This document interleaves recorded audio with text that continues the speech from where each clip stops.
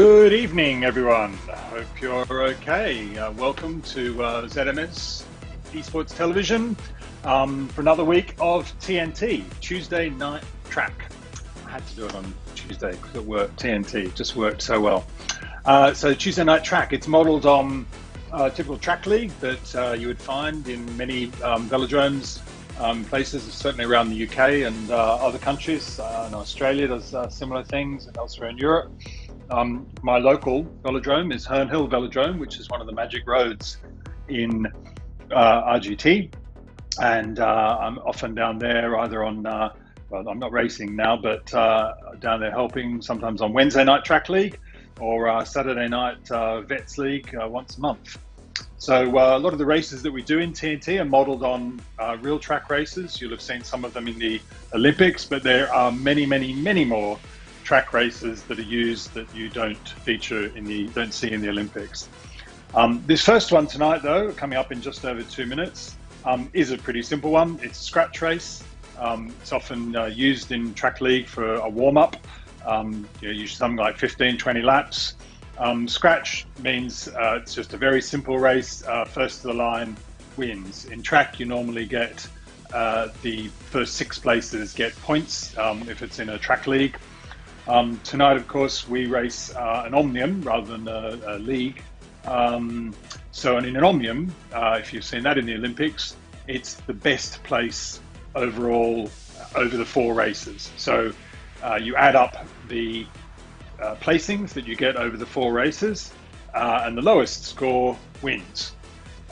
So in other words, if you came, say, second, third, fifth, and first, then you'd have 2, 3, 5, and 1, and your score would be 11. And if that was the lowest score overall, then you'd win the Omnium. And that's an Olympic event. They use 4 races in the Omnium. Scratch is one of them. A points race is another one, which is a little bit too complicated to do on RGT. And a Devil, an elimination race, which we will also do. So we're coming up, we're just under a minute now. I see we've got just over 20 riders tonight, building up again after a fairly quiet summer. So it's building up again. I hope we get more, because really this is absolutely unique to RGT. This is the only place that you can do this sort of racing online, because RGT has enabled things like the elimination race for a start, and also things like being able to turn on draft, create different courses. Sometimes, you'll see in a moment, the second race, we use short courses, longer courses, that variability. So I have something like 13 races that I do for the TNT, and I'd love to do even more. So we're coming up to the first one now. We've got just under 10 seconds. I can see some names that are often here. Jimmy Trevor is often here. Matt Hammond there at the top there is a clubmate of mine from Dulwich Paragon, my local club. Matt's a very strong rider, and not surprisingly, he's gone off in the front group. And as usual, I've forgotten to set my things, so now I have to find someone to follow. Here we go. I'm catching up with them now, and we'll also be following on screen. So I'm going to follow Matt, actually. I see Steve Mays is there. He's a very strong sprinter. Who else we got there? Tim Cook. I've actually been riding with Tim Cook in the time trial, the team time trial. Tim's got a lot of power there. He's a big guy, but he's got a lot of power. Matt Hammond, as I mentioned, from Dulwich. He's a very good track rider. So now we've got a bunch here of about, what does it look like? About 13, 14 riders. I think 14 riders there have broken away and look like they're going to get in the draft and try and sit in. Hog Hill is the circuit that we're using. This was part of a set that Paul Nichols, who lives down near Brighton, did. I'm using another one of his tonight too, Preston Park. So thanks, Paul. He does some really, really good magic roads. So this one is based on it is Hog Hill, which is a circuit in London, out in East London near the Olympic. Used to be, was the main circuit in London until they did the Olympic circuit, and now we have that one as well. But Hog Hill is still very, very widely used. Has cyclocross as well. It's It's a testing circuit. It has a little hill in the middle, and of course that makes a difference when you have to go up over it multiple times. Tonight we're doing, what are we doing? We're doing 4 laps. Usually I keep the scratch races to be about 7 or 8 kilometers. So here we go. They're going up an 8-9% slope now. That's going to test their legs after 4. I mean, imagine, we're only doing 8 kilometers. Imagine if you're doing it in a crit race where you have to do it many more times than that. So we see Jared Miller there is breaking away a bit. He's a very strong rider, often does very well in our TNT races. Good sprinter, good time trialist. That's why he does well in the Omnium. The Omnium is really about who's best in multiple disciplines. It's one of the reasons I like putting it on, because I think it gives riders, different types of riders, different ways to shine and different things to do. It suits, I try to do things that suit time trialists, that suit the flat out sprinters. A lot of the races are all about essentially crit racing, which is what this is really, a short crit race. But it's all, it's about crit racing, which is great. I used to like that sort of racing, and track racing is also very similar to that. Track racing, you have to go up and down a lot. You have to be able to put out a lot of power for short periods, and then you sit in the bunch, but it's very sort of up and down. So Jared Miller there, he's getting a big gap. Gosh, he's broken away to a 100-meter gap. That's the advantage of having that power. If you can get up over the rise, then you can get a little bit of a gap as you come down the other side. And he's done that. That gap stretches out very quickly. It'll come back very quickly too when they get back to the rise. Now they're right, I think, in the middle of the rise and coming back again to have another go at it. So they'll have 4 laps of that. So Jared is streaking away there. So as you see, he's starting to hit the slope now, going up to 2%. It'll keep going up as he gets to this little rise, and the gap will come back. But that does look to be a pretty impressive gap that he's got there. It's hard to imagine that he won't be able to maintain that for the whole time. But we'll see. We'll see. It's a long time to be out. They're not quite halfway through yet. So with the group behind, what have we got now? We've got about 7 people in the group. So that's a decent bunch. They'll have to stay together though on the climb. If they can stay together on climb and work together on the flat and the downhill, then they do have a chance of catching him. So the gap's stabilizing now. Jared's on the slope and they're hitting the slope too. So the gap is about 80 meters now, and it will come out again as he goes over the top and comes down the other side. So now Jared is on the downward slope, and that gap will start to, there it goes, shooting out to 150, 160 meters. So we'll see what that is on the next time around. And he's coming up now to the finish line, and that will be halfway. So what have we done? About 5.5 minutes. So that's about right. I usually try and make these scratch races 10 to 12 minutes, 10, 11 minutes for the faster riders, and sort of 13, 14 minutes is what I count on for the slower riders. So we'll see how people go here. Partly that's important because when you're scheduling 4 races, you have to think about what are the gaps in between the race. So the race 2 tonight will be starting at 18:20, 20 past the hour, 18:20 local time for me here in London. Here's Paul Watmer bringing up the rear of this little group. So this group looks like they're going to be the ones fighting out the podium spots. We've dropped Alan McIntyre. Alan was another regular TNT over last winter. Good to see him coming back now as we come into this winter. Alan, I think, has just got back onto that group. Well done, Alan. It's always difficult when you have to go over those little climbs. They can often get a bit stretched out, and then you have to push as you go over the climb sur la plate, as I believe the French say, on the big ring. and try and catch up with your group. And if you can, you actually save a lot more effort. And of course on RGT, because of the fantastic way that the physics work, really is a lot like real life, that you can save about 30–40% of your energy if you're in the bunch and you're on the wheels. So Jared now pushing that lead out to over 200 meters. He's still putting a lot of effort in. You can see the effort bar under his name there, staying in the red. What have we got there? 360 watts, heart rate 159, 160, 380 watts, and that's orange. Going red when he's going over 400 watts. So he's coming back to this little rise here for the third out of his 4 times. And now it's interesting here, we can see his power now going up as he hits that climb, 400, 450 at the peak there. So he's doing this climb, which is going to take him, what is it, about 30–40 seconds, so perhaps a bit more. We'll have a look. So I think he started about 20 seconds ago at the steep bits.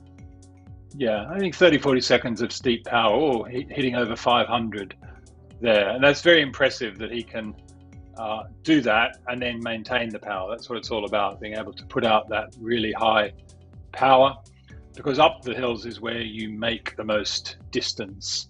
If you're doing a time trial, for example, and you calculate the splits and the power that you need to do to get the best time, it will usually tell you to sort of go at like 110% on the climbs, and 80, 90, 110, 120%, and 80, 90% on the downhills, because the climbs are where you make the most power. So Alan McIntyre there having to do 400 plus watts there. They're just getting to the top, so he's eased off. But just as we caught him there, Alan was doing well into the 400s to keep the wheel of that group. He's not losing it this time. He made that mistake on the last lap, and he's keeping there now. He got Martin Jessen, thank you. I didn't know his first name. I haven't seen Martin before, so he seems to be a new rider here. We get quite a lot of Danes. We don't have a normal Danish contingent tonight. Sometimes we have Flemming Bach and Rasmus Feldball, Jakob Skosgaard, some of the really good Danish riders. But I think they have a lot going on with some of their own series at the moment. In fact, last night I did the I'm going to get it wrong, so Flemming might like EKCD. Anyway, the series that Flemming, I believe, has set up on Monday nights, that was a good crit race, even though I don't do much racing now. So here we come into the last kilometre, and Jared certainly has this in the bag. He's brought that lead out to 400 watts. He's still got to go up this last little climb, but I don't think he's going to have any trouble with that. He's got now 800 meters to go. He's just got to power. He doesn't really even have to put in huge power going up to this climb. He just has to keep it steady, keep a decent power. They're not going to make up 300 or 400 meters in the few hundred meters that it's going to take on that climb. So Jared now coming up with just over half a kilometre to go, and we've got a group of my eyes didn't deceive me, about 6 riders behind, 2 Scottish riders, Alan McIntyre and A. Goff. I've got Paul Watmer representing, he's got the Union Jack, the British flag, but let's assume he's representing England. We've got Rob Miller from Team 3R, who I've also been riding with in the Magic Roads, the MRETT. Rob's also quite a strong rider. So they'll be coming up to fight out for the podium positions. And of course, in the Omnium, every place counts. If you're in a group like this, a group of 7 or 8 riders, Beauregard there making a flying attack up. That's a perfect place to do it. It would be really hard for them to catch him there. Beauregard from the US, another name that I've not seen previously in TNT. So new entry to TTT. Wow, he's doing 9 watts per kilo. He's not going to catch Jared Miller, but he is going to distance. He's already made a 50–60 meter gap on that group. Gosh, that was quite some power. And you wonder if he couldn't have perhaps gone with Jared. But I mean, at the end of the day, he's still going to get 2nd place, which he might have got if he'd gone with Jared anyway. So well done, Jared, crossing the line there. He'll have 1st place in the first of the Omnium events. and it looks like Beauregard is going to come across in second place for sure. Perfectly timed move. Well done there. And let's see who's going to come in third. King Smarland, an Aussie. You may detect from my accent that I am originally Australian, so well done there. Tim Cook, well done in fourth place. Matt Hammond, I think might have had a problem. I was following him and suddenly he seemed to be going slow because he dropped off the group. So he did well to catch back up to that group. Who else we had crossed the line? Alan Goff there, Rob Miller, Alan McIntyre.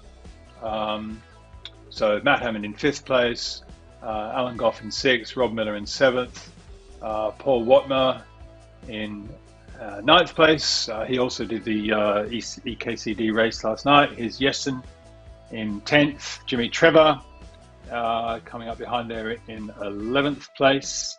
He also raced last night. Gosh, these people are doing a hell of a lot of racing, more than I can do. So here he comes across the line, about just under 13 minutes. And we've still got Steve Mays. Steve is a very, very strong sprinter. He'll do well in the next race, which we'll see in about 7 minutes' time. Steve is 12th here. I guarantee you he will not be 12th in the next race. Arsène Beauregard. Wow. I mean, he's racing under a US flag, but that is a very French name. Maybe he's from New Orleans or those parts of America. And we've got Paul Watmer crossing in ninth there. Now we've got Vercauteren, Belgian rider there. Who else has crossed the line there? Jimmy Trevor, Greg, Nichols, Vercauteren. We've got Brandt. I think it's Christian Brandt. I'm not sure. Still out on the course. And then Andriola coming up last. And here he comes in. So that's pretty good timing, 13:52. He'll have a good 6 minutes to cool down and get ready for the next race, which is what I like to see. I like to give everybody at least 5 minutes. Greg Dubois, yes, of course, he's raced before. It's just he's changed the name around, I think.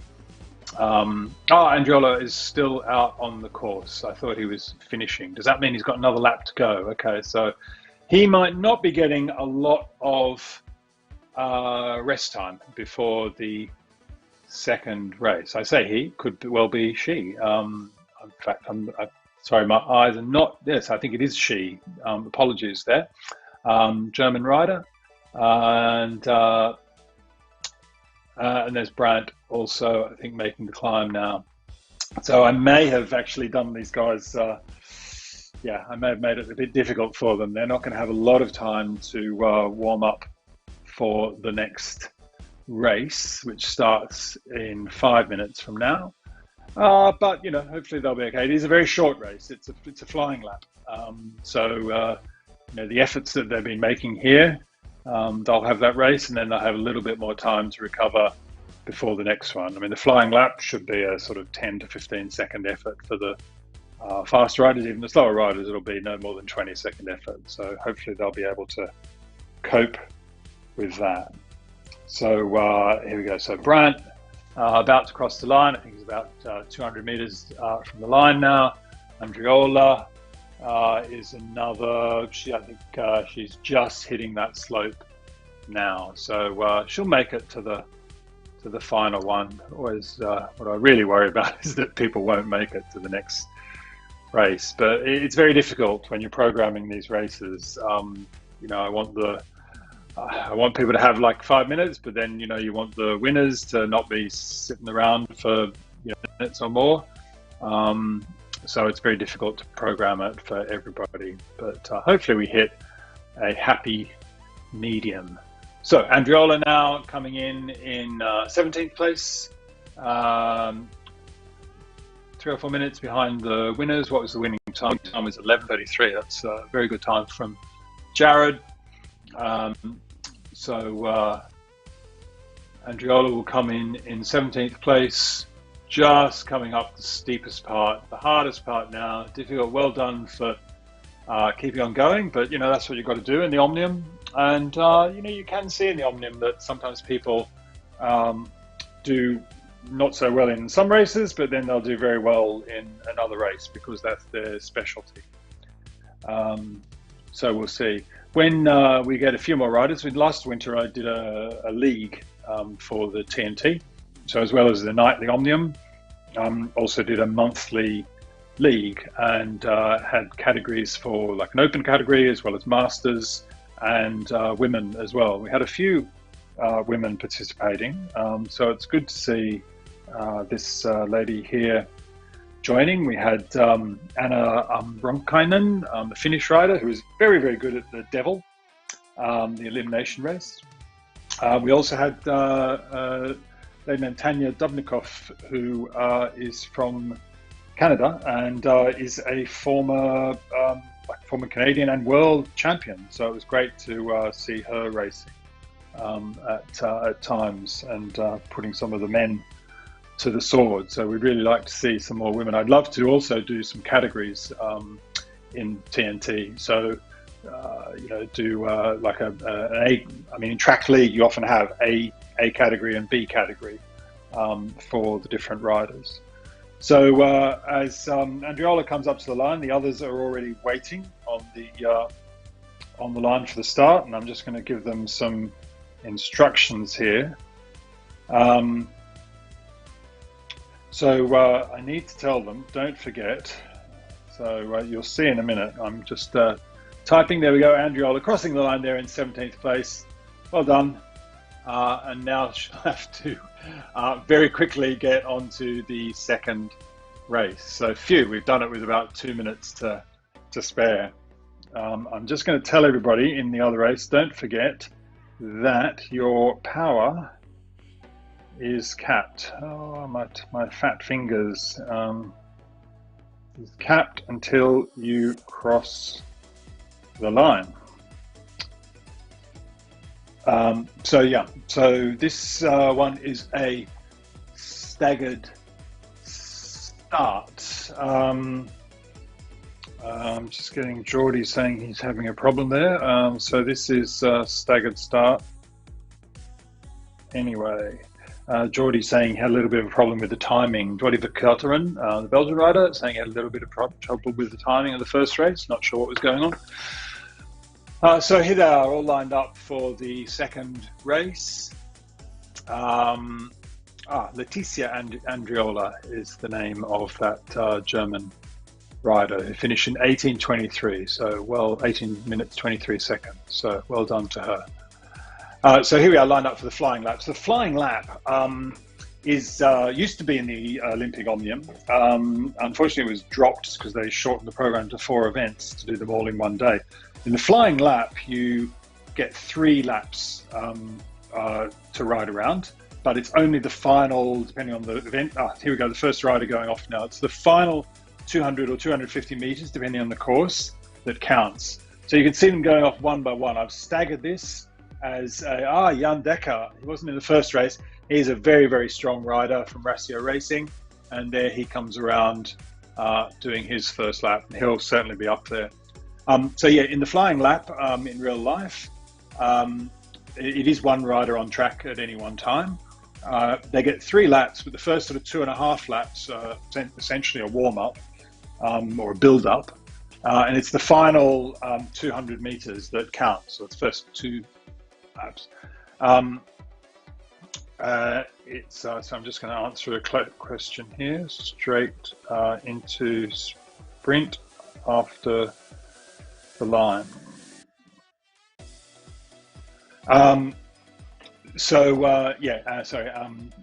Goff there, I didn't catch his first name, was asking, was it straight into, did they get, like in real life, did they get an actual flying, did they get an actual build-up lap? But unfortunately, I can't do that here because the timing just doesn't work. So as they cross the line, if you see they're just short of the line, you see there Jared Miller waiting for his, he's in the red, but you see they're just a few meters back from the line. And in the staggered start on RGT, the power and speed is capped until they cross the line. So It is a little bit like the flying lap. That's why I do the staggered start in this, because like the flying lap, you have to build up your power. There's no point being absolutely flat out when you start your time, because you'll miss all that really good power in the first few seconds. So you've got about 3 or 4 seconds until you cross the line. There's Matt. You're seeing the messages online. Matt telling me he also thought it was a flying lap. So sorry, I obviously didn't explain it to them, but they do it once and then they know. So I think we've had everybody going off there. Oh, there's Tim coming around. We're seeing some pretty big power there. 7, 8. You need to be doing 9, 10 watts per kilo. The world record in this, I think, is just over 9 seconds for 200 meters. That's pretty fast. Twice as fast as Usain Bolt. So I'm going to have a look at the results. So there we go. Jan Dekker came first there with 15 seconds, a clear second, but over Steve Mays. As I said, I told you in the first race, Steve would not be 12th in this race, and he's come second in this one with 16 seconds. Then we've got Yaya Oxuzoglu, Turkish rider, who often pops up. Doesn't usually do all the Omnium. He seems to like the sprint events. Who else have we got? Rob Miller there with 18 seconds. Christian Brandt. Sorry, I hadn't his time hadn't imported, so he's in 5th place. Jared Miller there in 3rd place. His time's just come in. Takes a little bit of delay for the import to come in. I'm just going to stop that one and go to the next race. Who else do we have there? Christian Brandt in 5th, Rob Miller in 6th, Tim Cook in 7th, Greg Dubois in 8th, Paul Watmer in 9th. Then we had Anthony Goff, Jordi Vercauteren, Alan McIntyre, Martin Jessen, Danny Schreider, Jimmy Trevor, Harry Nichols, King Smiler. I'm not sure what his real name is, but that's a nice name anyway. Matt Hammond. Unfortunately, Matt did put a message on the screen saying he thought it was like you had 1 lap to build up. So he didn't actually go off as fast as he should, because I know Matt is perfectly capable of doing a very fast flying lap. So bit of a mistake there, but hopefully it'll be the only time he does it.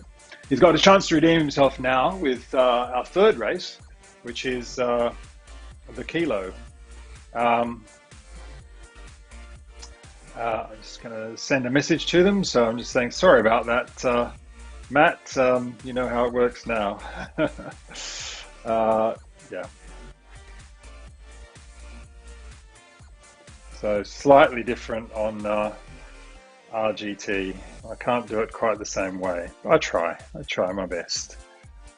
We adapt on RGT with the tools that we're given, and very grateful for them. I am. Thanks, Paul. You're listening. Don't know if you're listening at the beginning, Paul, but we've got where we had Hog Hill at the first one, and we've got your Preston Park coming up. So thank you for the magic roads. Another message there. Race 3. Here we go. So race 3. So we've got just over 2 minutes now for race 3, which is the kilo, as there you're seeing the graphic on the screen that Damon's put up there. So kilo also used to be part of the Olympics as an Omnium event. It's again something that's often used in track league. It is about power. It's essentially a 1 kilometer time trial, kilometer.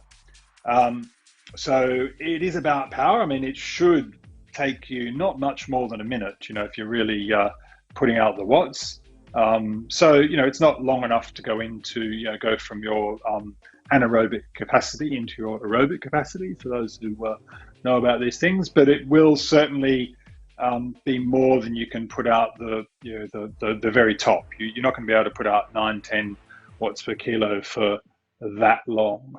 If you think about it, the top riders like the elite pros in the World Tour, they're putting out 1,500, 2,000 watts. So, that's that's over sort of some of them 20 watts per kilo, but they're doing that for about 15, 20 seconds.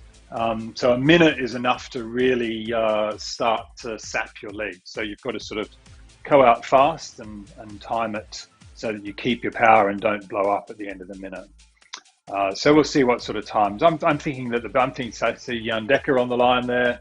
Again, I'm thinking that the top riders are going to be putting out about a minute, I would expect. So what do we got here? So a few messages there. Oh wow, King, 3 a.m. in Queensland, Australia. Wow. 3 a.m. That's dedication. That's amazing. So King, just replying to his message. Gosh, so yeah, King Smile on there. He's racing from Queensland in Australia. So it's 3 a.m. for him. Wow. Mind you, they're all in lockdown there. So what else are you going to do? So we're about to start out with 20 seconds. So this one is a mass start. No draft. So they won't get the benefit of drafting, but they will be able to see who's doing the faster time and where they are in the pack.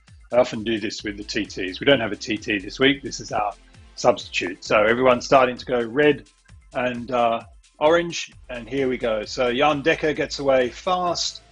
He's already opened up quite a lead over the rest of the group. Yaya Oxizoglu just behind him there. So Jan is doing, what's that? Looks like about 10 watts per kilo. Hard to see, it's all red. Look at that, a whole screen of red power numbers. Wow. Second and third, now they're settling down. Jan settling down into the 8 watts per kilo. So most of those top 6 or 7 riders still doing 8 watts per kilo. Some of the lower riders down now to 5, 7.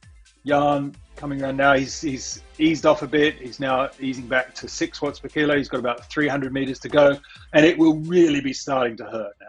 This is where you, after doing that initial effort of 9, 10 watts per kilo, this is when it really hurts. And Steve, as I mentioned before, he's a really good sprinter. He's got that power. A minute will be just about the maximum that Steve will be able to do at full sprint. So Steve there, Jan's easing off now. He knows he's got this, and in the Omnium, it doesn't matter about the time. Steve there, 7 watts per kilo. Yared and Matt Hammond there, really close to 3rd and 4th.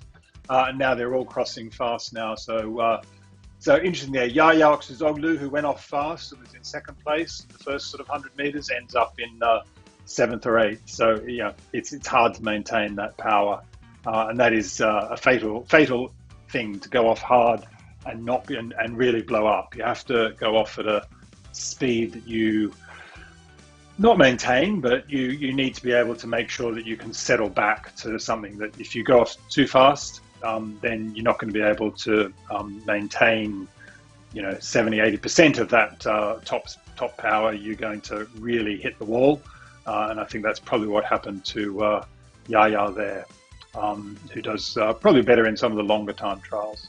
So we'll see if we can bring up the results of that in a second. I can bring them up on my screen, as I think our last rider, Brant, goes across the line there. Let's see if we can. Takes a little while, not too long, to import the results. So here we go. So Jan Dekker there, 1 minute 11. That's pretty good. So that's a kilometer, right? So he's doing not far off 60 kilometers an hour for the best part of, for just over a minute. Somebody with a calculator can work that out exactly, but certainly over 50 kilometers an hour. That's pretty good. Steve Mays, 114. Jared Miller, 114.9, and Matt Hammond, 115. So really close there for 2nd, 3rd, and 4th. Anthony Goff in 5th place, 117. Also very close there with King Smilon in 117.7. Then Alan and Yaya close, only 100th of a second between them, 7th and 8th. Martin Jessen, Tim Cook. I thought Tim might have done better there. I know Tim's got, on a kilo, being a heavier rider, you don't have the watts per kilo, but you do have outright power. I've been in TTs with Tim where I've wondered why I'm not catching him when I'm doing 4 watts per kilo and Tim's doing 3.5, but that's because he's got the outright watts to keep the power up. But good effort, Rob Miller there, just behind Tim. Then Jordi, Greg Dubois, Jimmy Trevor, and Harry Nichols bringing up the final spot there. So we seem to have lost a few riders between the first. We've picked up some and we've lost some others. That's often the way people, people don't have time to necessarily. I try to keep it to about an hour in total, but of course some people just they see the event in the RGT app and they decide to join it and they're not interested in the other ones. But of course it's great if we can get people to do the omnium of all 4 events. So here we come. They've got a little bit of a gap now. So they've got a little bit of breathing space here. 7 minutes until the final race, which is an elimination race. And it's a straightforward elimination race. Sometimes I use the elimination format to do things like points races and tempo race. I think we had a points race last week, and I'll probably do a tempo race next week. But a simple elimination race is also in the UK, we call them a devil. I remember last winter, Tanya asked me, she's Canadian, why we call it a devil. It's obviously not a term that's used outside of the UK. But it comes from, there's just an expression, a proverb of, I think the full expression is each to his own, devil take the hindmost, which basically means, every man for himself, and the devil will catch the slowest or the ones at the back. Bit like, the other saying, if you're being chased by a bear, you don't need to run faster than the bear, you need to run faster than your friend. So that's what the devil take the hindmost means, and that's where the expression comes, because in the elimination race, every time you cross the line on an elimination lap, the last rider is eliminated from the race. So in the terminology, they get caught by the devil. The slowest fall prey to the devil. In the Olympics, where they have much more sophisticated ways of doing this, they have lights on the bike, so it's obvious they have a light on the handlebars of the bike, and then it's obvious to everybody who's out. I've often had to do a track league and some of the in the Vets League, the elimination events, the devil events, and what has to happen there is the judges on the line have to look, and it can be really, really hard to work out who is the last wheel across the line, and then they have a radio, and somebody is on the other side of the track with a megaphone, and the judges radio through to the person with the megaphone. It's number 36 or whatever the number is, and they have to shout to the group who's out. And sometimes people are just so caught up in the race that they don't listen, or they forget their number or whatever, they're not paying attention. And so, they have to be yelled at to stay in the race. And if they stay in the race too long, then the commissaires will fire a gun and neutralize the race until they go out. There's George's message there from George. Hey, George, love the TNT races. Can't participate now, but hope to in the future. Well, yeah, we hope to see you back, George. I remember did a few races over winter. So great to see. It'd be great to see people coming back over winter as people start to train indoors again. So, right, rules for this one. I'm just going to tell, people are asking. I'm just going to tell them. So, Jordi's send a message saying we don't need a PhD in maths for this one. I think that's a swipe at my points race. So in the points race, when they win an elimination or they win a lap, they get 2 places. They move up 2 places, but it is often like that in track. Track does need track. I'm just going to tell him that track needs some mental arithmetic, Jordi.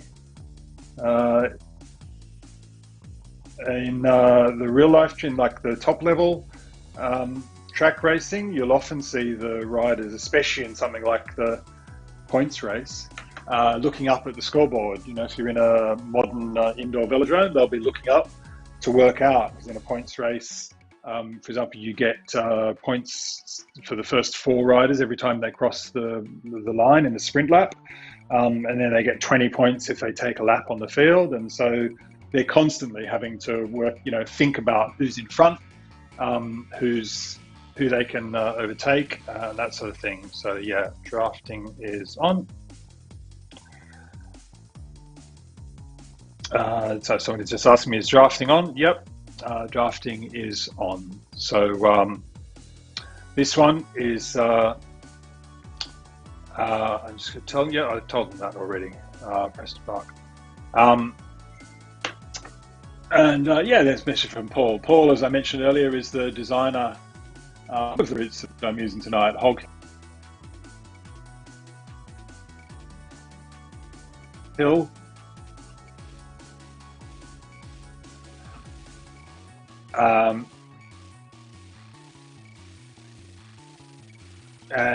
Yeah, sorry, I'm just getting multiple messages coming in there, having to process them. Yeah, Paul lives down on the south coast.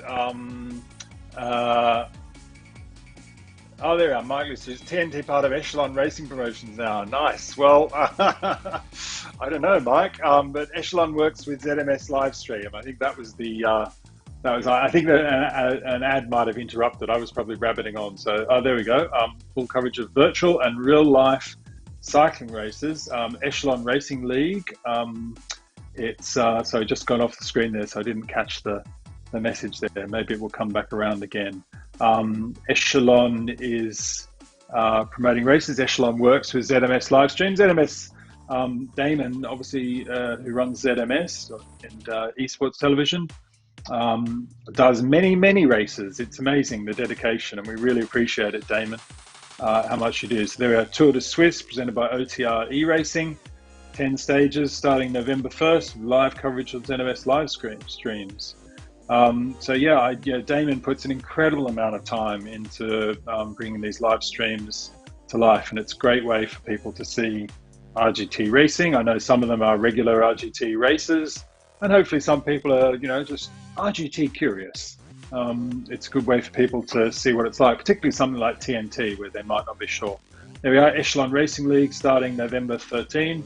There's a Facebook page, Echelon Racing League, and I'm sure ZMS will be, ZMS will be working with Echelon to bring to life those races, or bring to live stream those races.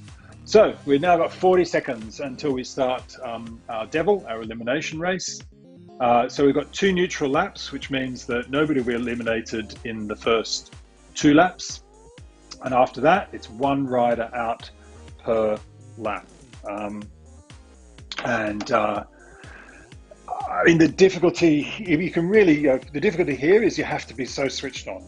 If you, sometimes we see really strong riders and they just, don't pay attention for a few seconds, or they think that they're okay, and then suddenly everybody sweeps past them, and suddenly they're out. So here we go.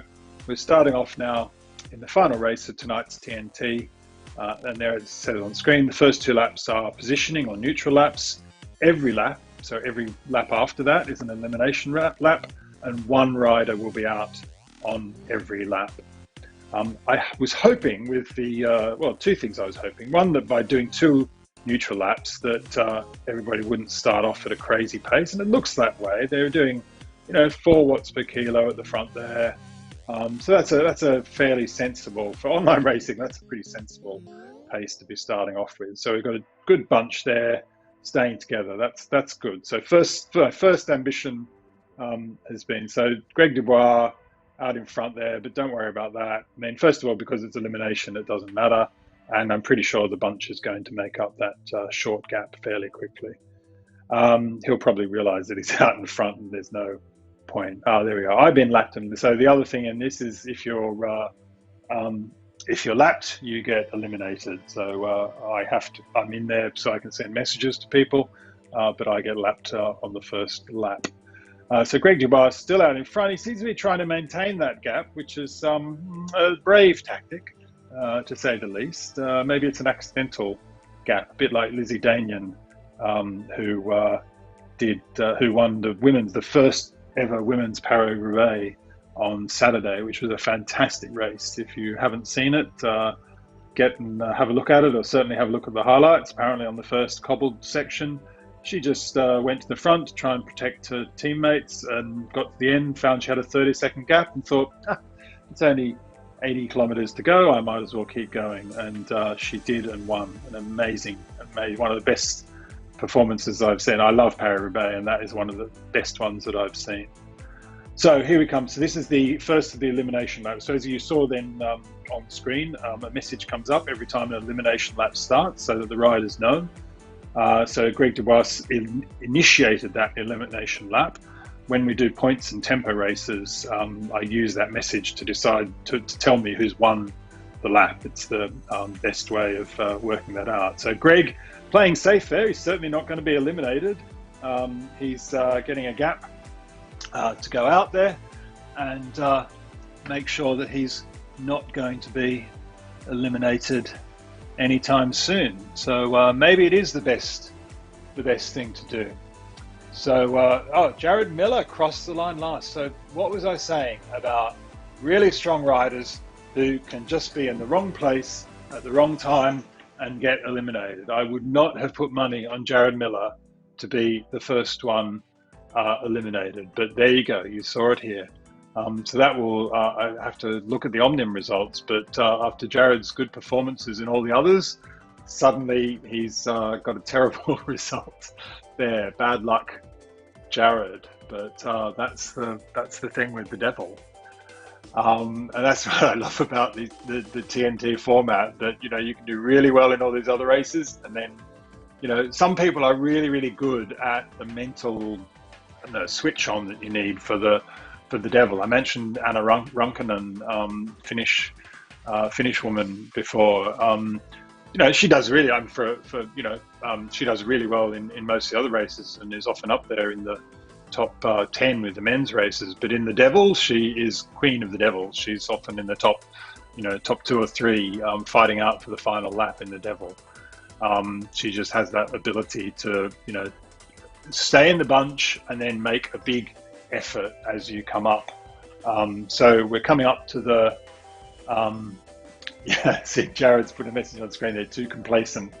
Yeah, bad luck there. So we're coming up to here, and now you'll see a few red there. You see a few of them going red as we cross the line. The ones at the front know they're safe. Who's going? Jordi Vercauteren has crossed the line last and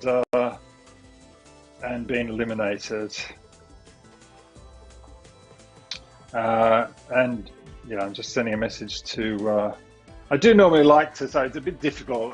Sorry if I'm a bit distracted sometimes, because one of the things I like to do is sort of chat to the riders as they're going around. That's why I stay in the race and chat to them and give them a bit of encouragement and so on. So, and I'm afraid, being a bear of simple brain, it can be a bit difficult for me to commentate and give and type at the same time. So coming up now, Yaya was also, maybe he didn't start, because that's odd. So Jared, Jimmy Trevor, Vudla crossed the line last and has been eliminated. That's a name that we haven't seen in any of the previous events. Did I miss? So Jimmy Trevor was also eliminated before Geordie. What's a bad thing? If your name starts with J, you get eliminated very quickly. Jared, Geordie, and Jimmy. But Vudla there, is that a Russian? No, Russian. I don't want to insult anybody's flag. Is that a Russian flag? I'm not sure. Somebody can maybe tell me on text if I've got the flag. I need my son is very good. He can sort of tell him flags and he knows where they are. Here we come up to the finish line again. We're going red there. Paul Watman now coming through to make sure that he's not eliminated. Ooh, there was a rider at the back there. Jessen got a little bit and has been eliminated. One of the good things about this being with the 2 neutral laps and the longer lap is I think it's made things a little bit more like a normal devil, where actually things are pretty calm in between the elimination points, the elimination laps. They're not usually every lap on a short track, but then you're talking about a 250 meter track, so it'd be every sort of 4 laps probably on a 200 or 250 meter track. So it's calmed down. So everybody's riding in the bunch, and then they're powering up as they come to the line. That really is what happens in real life. You have to put in the big power as you come to the line. You see them all going red there. Paul Watmer crossing the line. Greg Dubois, who was our early leader and played it safe, has been eliminated there in 10th place. So we've got 9 riders left in the Devil. It goes down to the last 3 who fight out the final lap together. There we go. Anthony Goff has gone off the front. Often in real life in the Devil, the point where there's been a sprint can be, if you survive, a good time to try and go to the front and get a bit of a gap. Same in the points race, because it's often when people relax. Although in real life, there's not actually that much point doing it. You can't take a lap in an elimination lap in real life. Obviously, you can here in RGT, but in real life, the commissaires at some point would tell you that you were at the back of the bunch and you'd be eliminated, even if you had tried to take a lap. So Nichols there crosses the line in last place of that bunch and is out in 9th place. So we're down to 8 riders now. I see Matt Hammond there is trying to chase down Anthony Goff. Paul Watmer and Cook are behind him, so they're still pretty well bunched. I don't think Goff is trying to get away. I think he's just trying to play it safe. So Matt there coming up to his wheel, he'll get safely in the draft. And I think that bunch will also, although Matt is a very strong rider, and if he decides to, and if Goff works with him, these 2 could stay away for quite some time. No, they're going red in the back there. I mean, what will happen? Yeah, they're coming up to the elimination. What will make it difficult for them to get away? King Smile on cross the line last thing. That's what's that? 8th place. So that's not a bad result for somebody who's up at 3 a.m. in the morning. I'm just going to send him a message saying thanks for staying up, King. So now Matt is the front there. Didn't catch who still. Oh yeah, still got Anthony Goff with him. So they've got a bit of a gap. Steve Mays coming up to join them. So this is dangerous now. If Steve can get on the wheel of these guys, they could well stay away because we've only got another 4 or 5 laps until the final 3. Tim Cook crossed the line there and has been eliminated. So I think that's 7th place. 7th place. So it's, what's that, 4 laps to go. So if, I know there's a bunch of caught them now. Paul Watmer's come up there. So now we've got a bunch of 4, Alan, and there's 2. So now the balance has shifted. We've got a front group of 4 and a chasing group of 2. It's going to be very difficult for Alan and whoever he's with there to be able to catch this group of 4. So it looks like they will be fighting it out to be eliminated. And what happens in these races looks like, Alan's given up there. He's realised that he can't make it up and he's just going to cross the line and be eliminated in 6th place. There he goes there, as you can see from that lovely aerial shot. That really shows you how it works. So we're now down to the last 5 riders, so 2 laps to go. I'm just going to send a message to them that it goes down to the fat fingers, goes down to the final 3.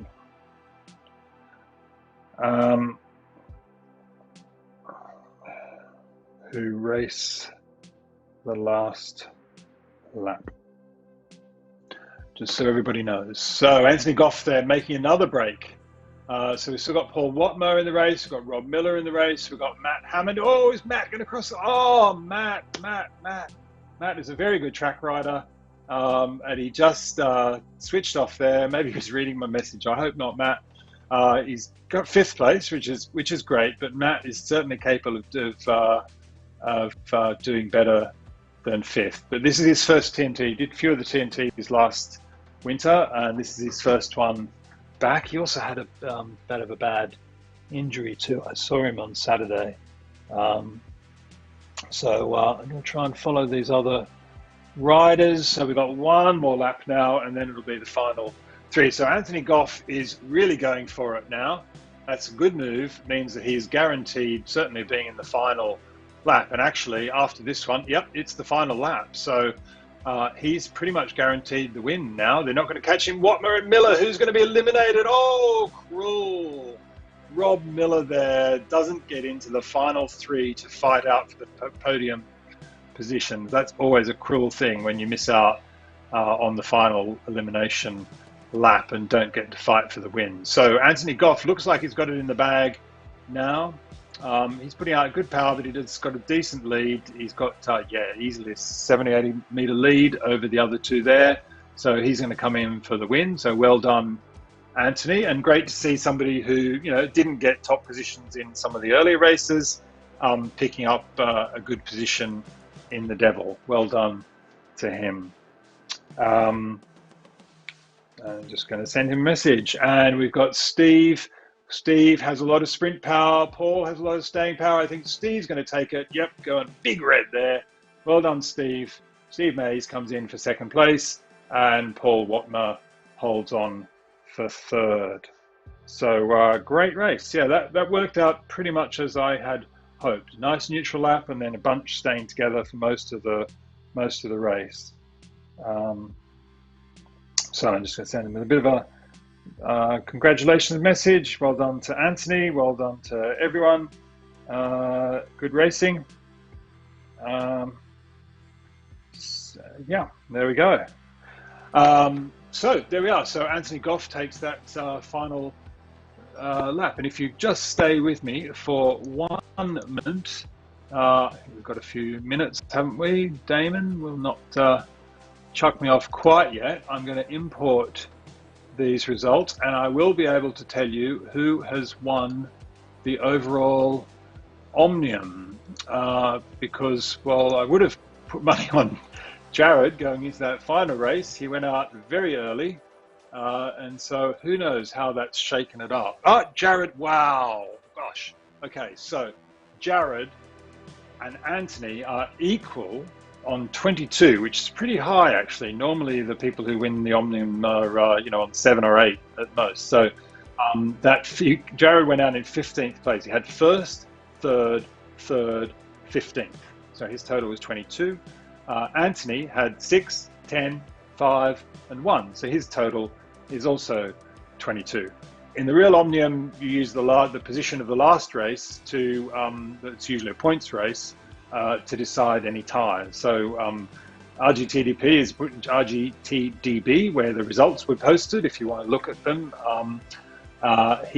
That's put Jared in 1st place, but I think if I were doing it, I would put Anthony in 1st place. But anyway, they're equal on points. Then we have Tim Cook and another equal. Tim Cook and Rob Miller in 3rd, equal 3rd on 28 points. Matt Hammond on 31. King, Smilen and Allen on 33. So some really close results there. So well done to everyone else. Then Martin Jessen, Greg Dubois, Jordi Vercauteren, Jimmy Trevor, Harry Nichols. They're the ones who did all 4 races. Steve's, I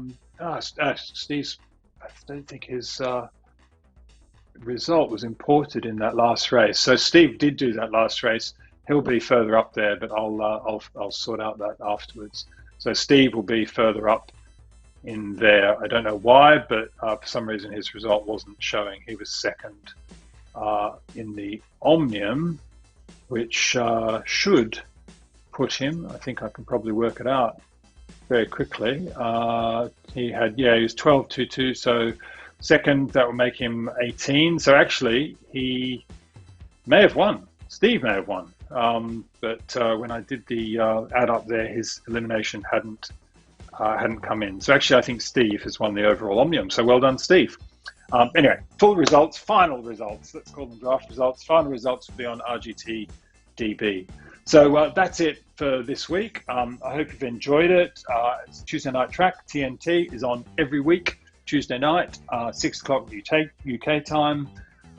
That's at the moment 1700 GMT or 1900 Central European time. We have different types of races every week. It's usually 4, but we have TTs, we have set points, tempo, different types of scratches, and varied tracks. So it's something different, changed around, which I hope makes it interesting. So thanks for joining us. Hope you've enjoyed it. Well done to all who took part. And well done thank you again to ZMS for broadcasting TNT. We'll see you all again soon. Bye for now.